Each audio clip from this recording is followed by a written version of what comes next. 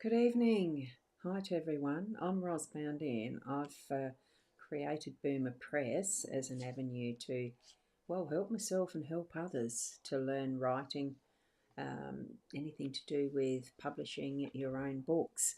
We all have a story to tell, so I've got one that I'm wanting to tell. So the best way of learning more is to show others and teach in a way. So here we go over to what I'm using at the moment is RaptorWrite. Now we left off, wait till the screen populates, because it should pop up now. Yes. Oh, is it? It's supposed to. Oh, don't tell me I'm getting problems again. I shouldn't be. This is quite frustrating when every time it seems to be doing the wrong thing. I'm actually in RaptorWrite now, and it's not showing me the right scene. Screen sharing. Okay, let's see what it's doing. It's not getting the source right.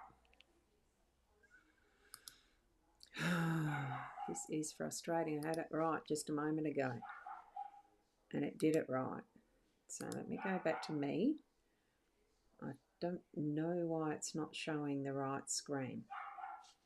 So let me go to preview mode so I can see what the heck it's doing.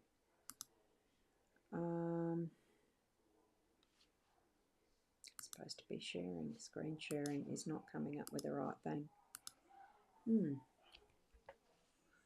So my apologies. You are. I've got no idea. Me. Screen sharing.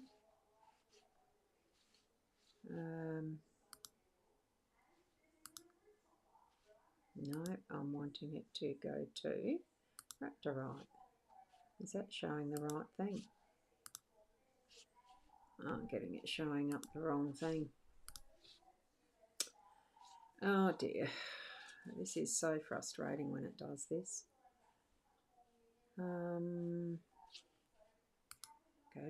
There we go. Got it. It's there. Goodly, goodly. Let's see if I can get it a little bit better. There. Just like that. Right. Here we go. Goodness gracious. Now, this is where it would actually open up when you first started. It would open up with the AI setting there. And I'm going to drop the temperature to the 0.7. Why, when you're doing this sort of thing at the onto a live stream, I don't know. But this is where you choose all those models. I'm doing this project with the Claude Sonnet 4.5. So that's this one, as you can see it here with the tick against it. So I'm doing it at the 0.7 temperature, and I like a lot of the large output. It means that you can have quite a few tokens being sent back and forward. Okay, and I'm just going to correct that because I really prefer the British spelling of words. So, and making sure, of course, that you've got your Open Router API key, because that's what, I think that's the one that is the provider of Claude Sonnet. That's what it's saying, Open Router. Okie doke. So I skip the settings. I don't change them. We're here at the project. Okay. And I am testing this particular project with Scrivener. And so I haven't got that up yet. What I did over the week, I've done a few extras. I'm just going to save that. Gone through a few of the extra chapters because we were somewhere around this oath bound. And as you can see, I've got some little edits and the rest that I've done here with the cross-outs and stuff.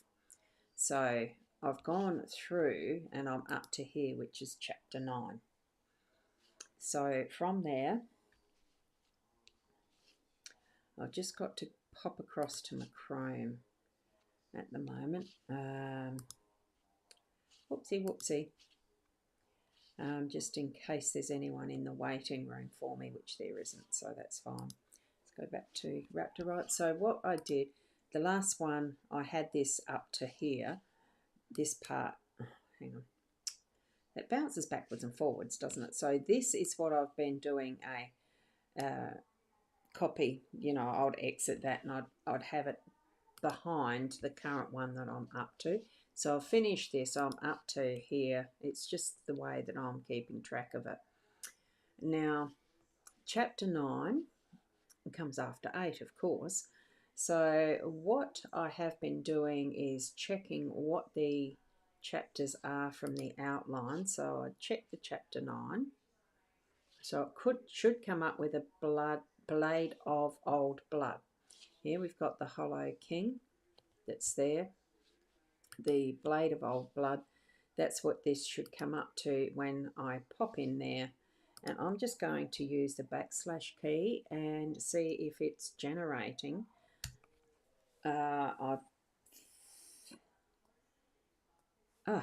Okay.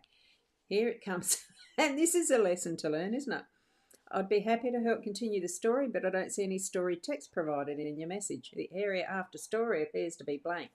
Because, could you please share the story you'd like me to continue? Once you provide it, I'll match the style and tone to create a seamless continuation. So what you can see here is an error of, remembering to put these tabs on. Now, what I have been doing, this is a new version. What we've got up here is version 0.69. So they have changed the side that your tabs here are, the turning on, the toggle switches. I didn't realise that. So I'm putting the outline, the characters, testing, and I don't use the first 3 chapters. I use the last 3 that I've just currently been working on, because it's got those top sections, should give it enough guidance to get the gist of where the story's at for using these 3 chapters, what it's written already, and then to go to here and then doing I'm not going to do insert. What I'll do is just a regenerate from there. So try again. Okay, so it should take those added bits and do it the right way this time. Okay, and that's generating the text.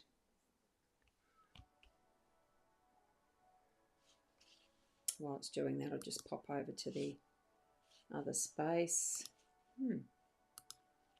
Audio input change, I don't know why. Anyway, here we are. Oh, scares me. I'm just going to pop that down a bit.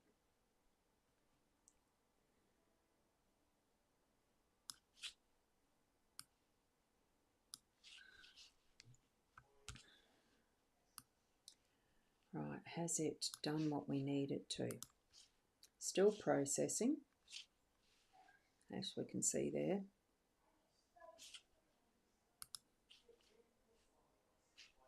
And no one else in the waiting room. Nope, that's fine. Cool. Oh, look, at some point the technology will work out to be perfect. Probably when I get a new computer, which will be next year at some point. Okay.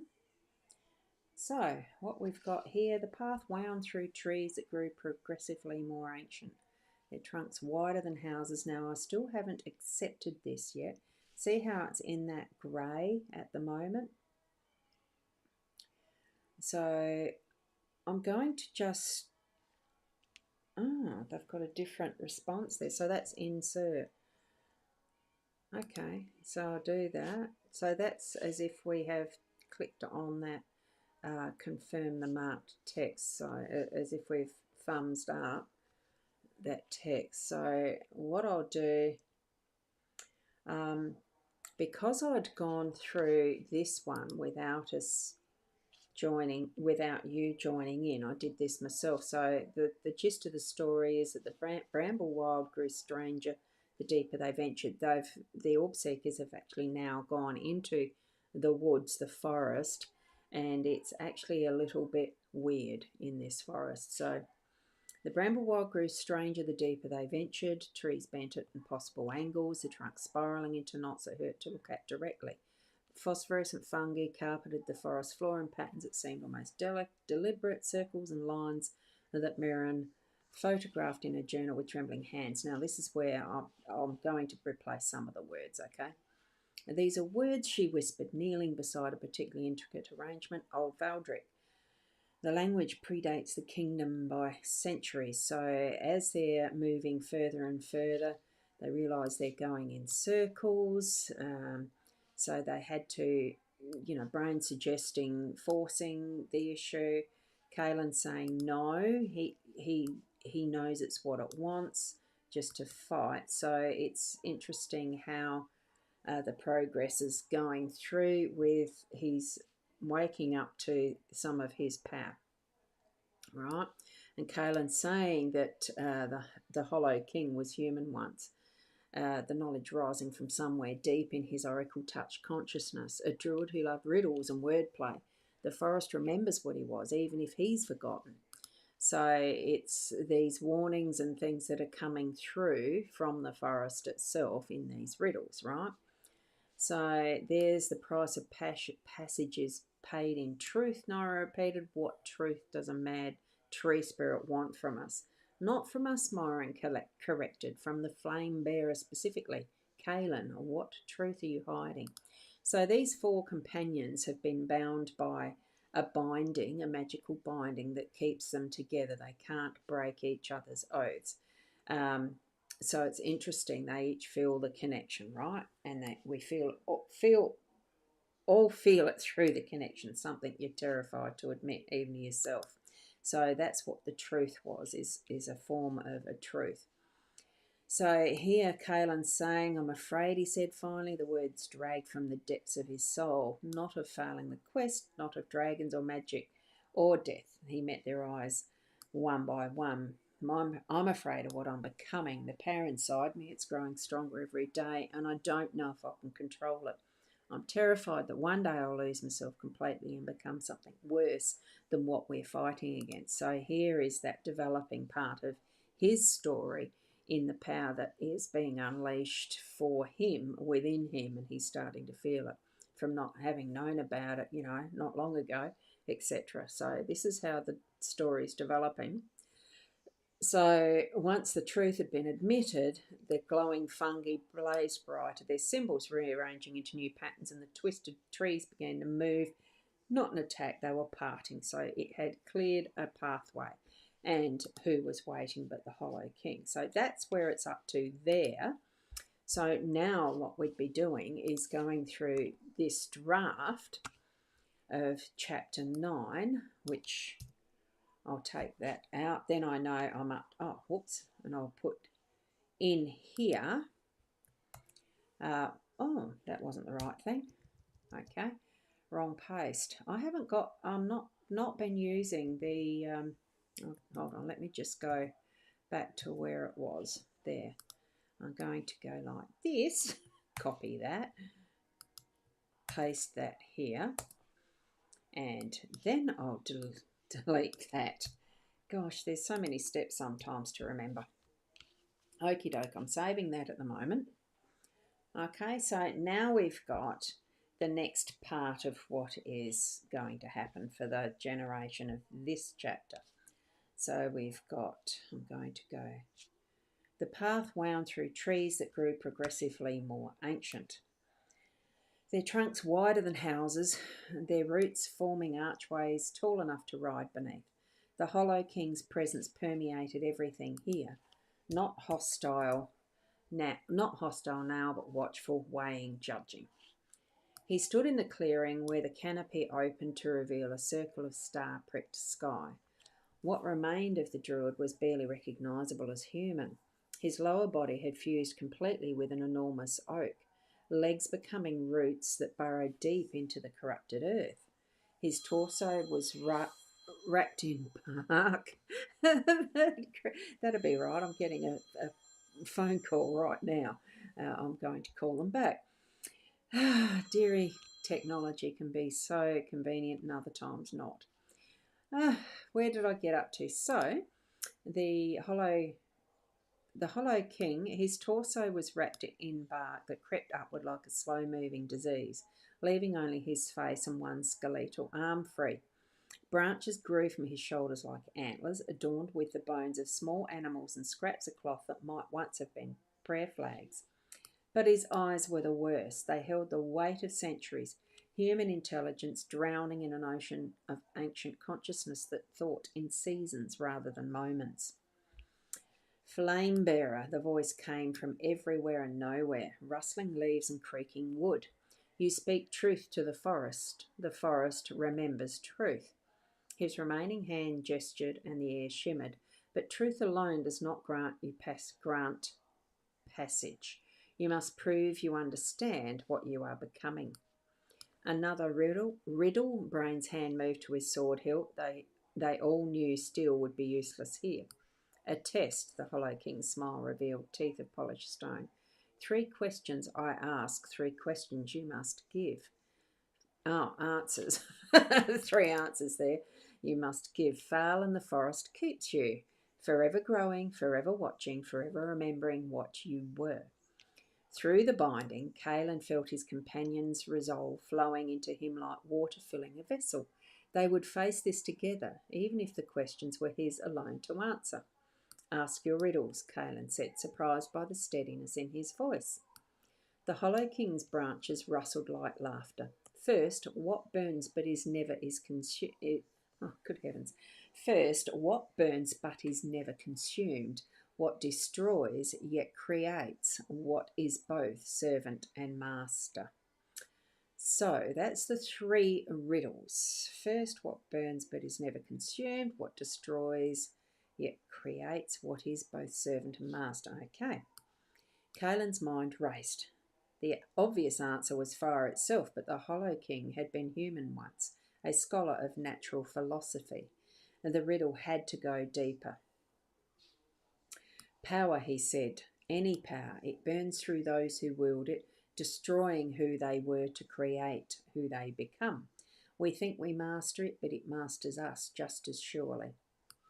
The branches stilled, truth spoken. Second, a warrior carries his father's shame. What weapon can cut through the guilt? Now that is interesting. I'm going to have to reword all this, I think, because what is being suggested here, 3 questions, right? So we've got that. Oh, this doesn't colour code, does it? So I've got to do that. Or instead of doing that, I'm going to underline it and possibly do that because here are 3 questions. That should not be what burns but is never consumed, destroys yet creates, what's both servant and master. That's 3 questions. Okay, I'm going to put that there, underline that, because second we've got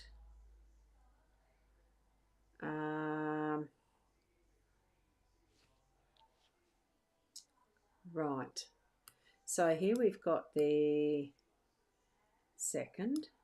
Why have we got that? Branches stilled, truth spoken. Second, a warrior carries his father's shame. What weapon can cut through guilt? And we learnt a lot with Brian, his character, there was the shame with his father or something.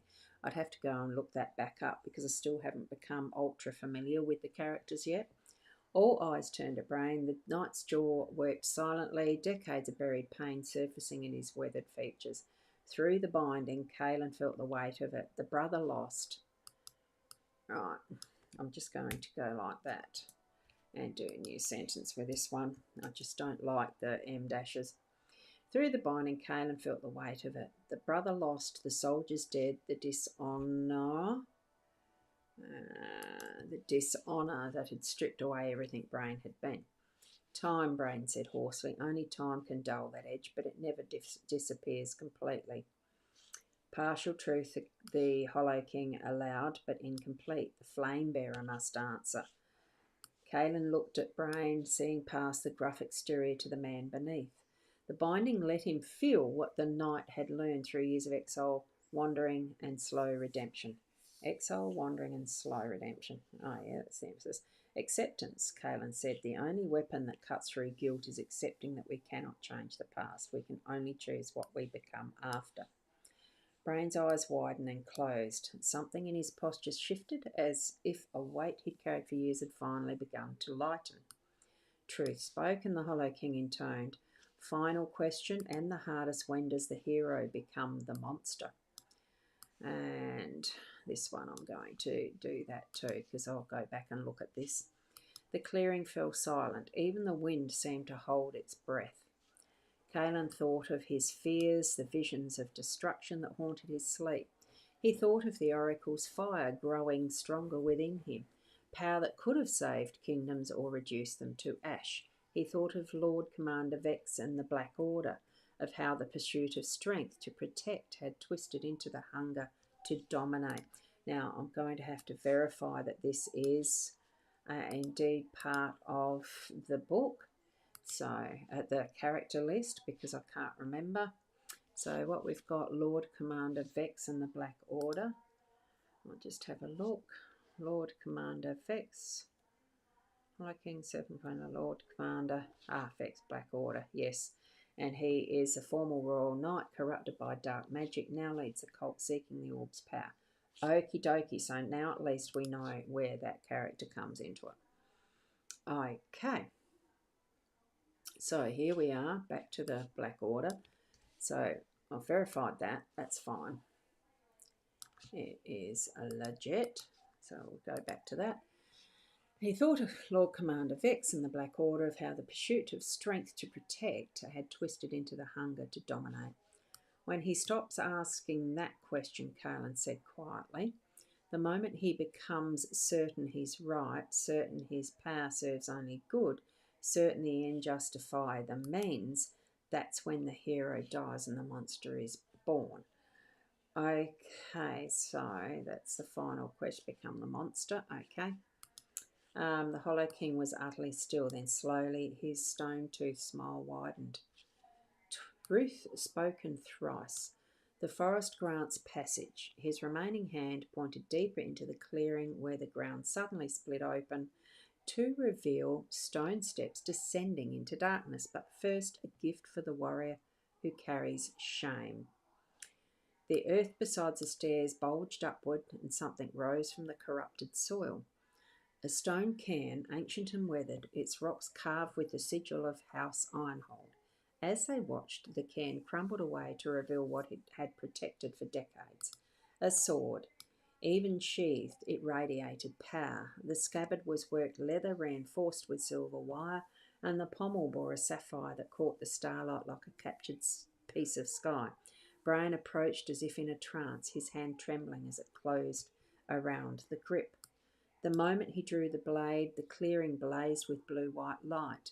The sword was a masterwork, its edge sharp enough to split falling leaves, its balance so perfect it seemed weightless. Runes ran along the fuller, pulsing... Oh, what's that? Runes ran along the fuller, pulsing with the same light that had flared at the binding ceremony.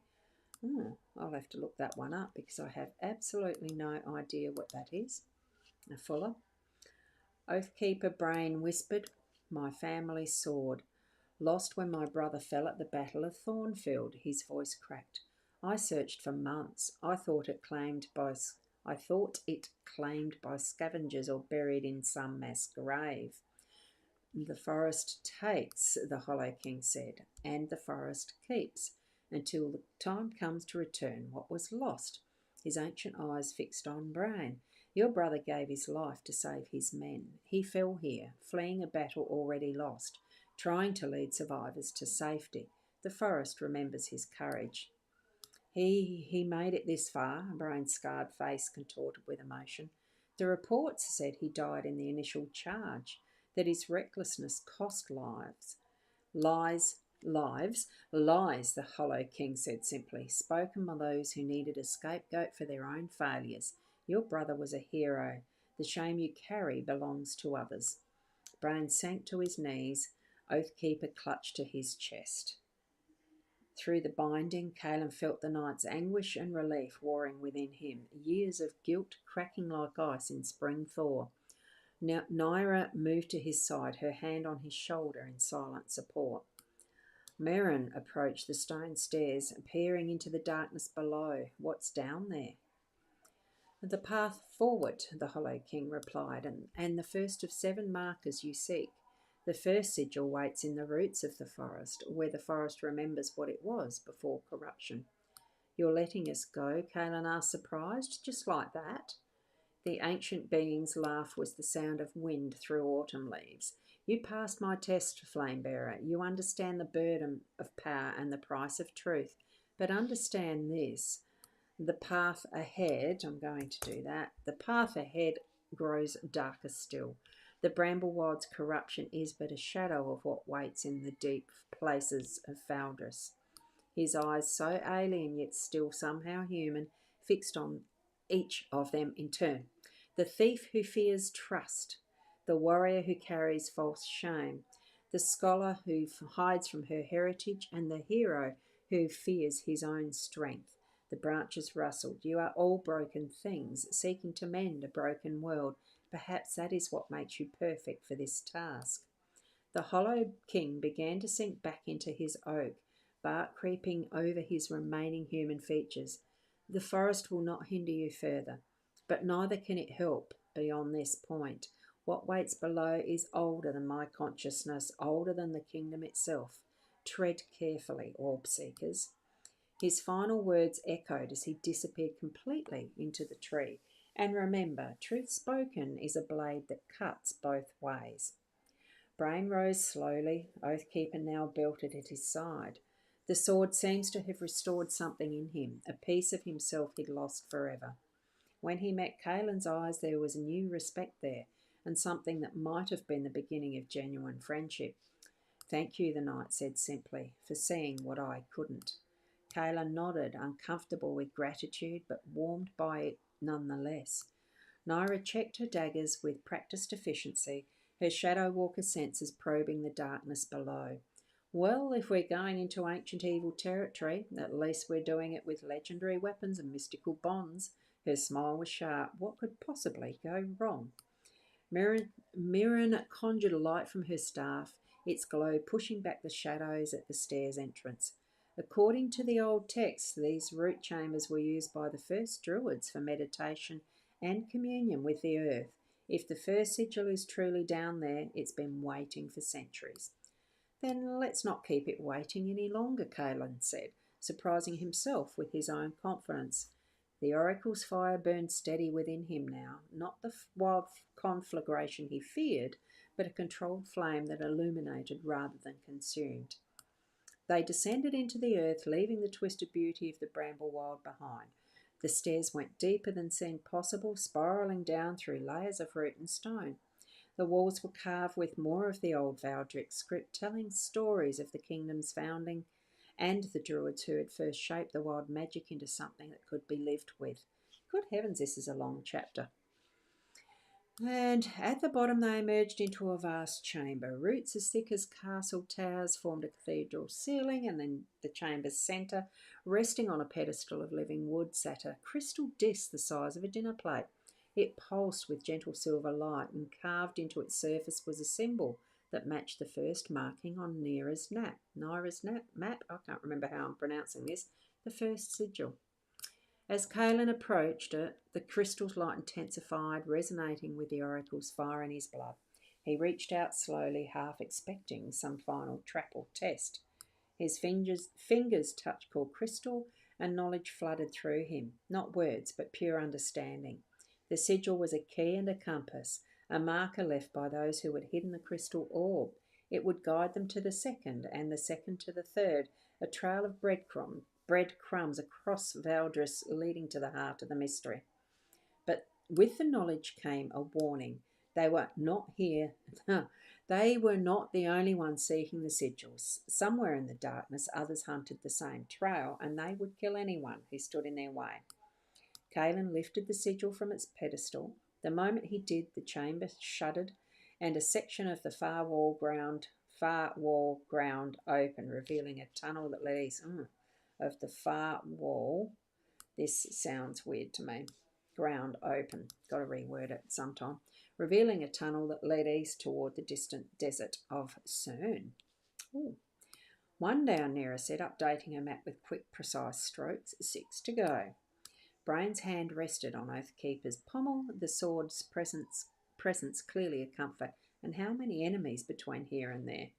Mirren's expression was troubled as she studied the nearly open passage. More than we can count, but perhaps fewer than we fear if we continue to work together. Through the binding, Caelan felt his companion's determination crystallising into something harder than steel. They'd passed through fire and forest, faced their fears and spoken their truths.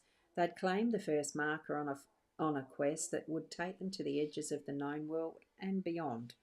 The orb seekers descended into the tunnel, carrying the first sigil toward an uncertain future.